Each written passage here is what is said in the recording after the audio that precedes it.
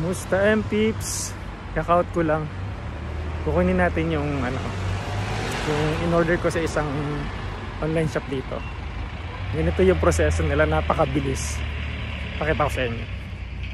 Kaso nandito yung barcode sa or QR code sa cellphone ko. Sana magawa ko mapakita sa inyo. Convenience store lang yung yung point to point matawag dyan, branch to branch, mga ganun. Sa convenience store mo lang siya pwedeng kunin. No need ID, QR code lang. Pakita mo lang yung QR code from Kakao. Dapat may Kakao Kakao Talk ka para mas mabilis yung process mo. Kasi pag wala, si seller pa mag-send sa'yo ng QR code. So ito yung pakita ko yung branch na ipikapan ko.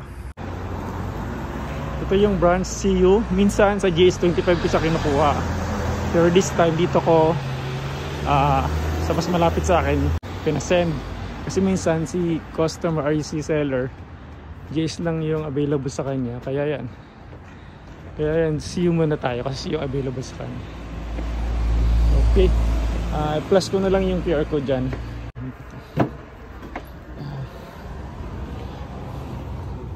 So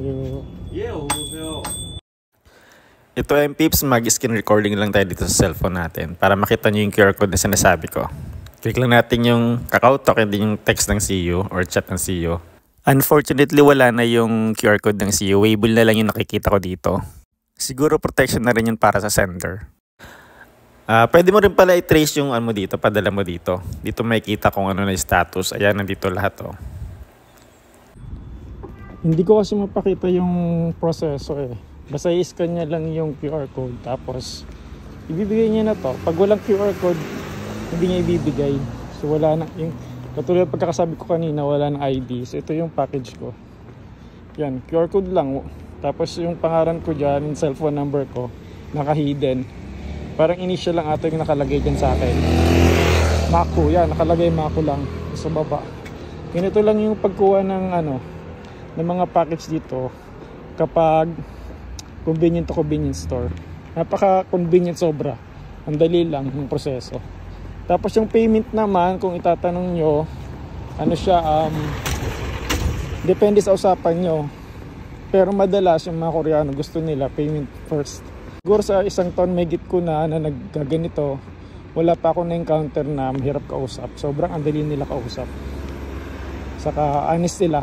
Kung ano yung product na excuse me, na nakapost doon sa page nila or sa store nila, yun talaga ipapadala nila. Saka mas madali yung reporting kasi dito. Mas mabilis silang maban or magkaroon ng violation sa kanilang shop. Kaya mas nag-iingat sila na wag nang gumawa ng mali. Sa totoo lang talaga mga Koreano, sila sa mga ganitong transaction, masyado sila honest. Hindi sila nagbibigay, hindi sila nagkukudos katulad sa, hindi ko naman kino-confirm, unlike sa atin talaga kasi mas madalas yung mga maraming bogus seller, meron din naman bogus buyer. Both side naman, pero dito talaga more on tawag dito, nakikita mo yung honesty nila sa customer nila. Saka kahit naman sa public, i-share ko na lang din, kahit sa public talaga may mga naiwan na cellphone, wala talagang gumagalaw.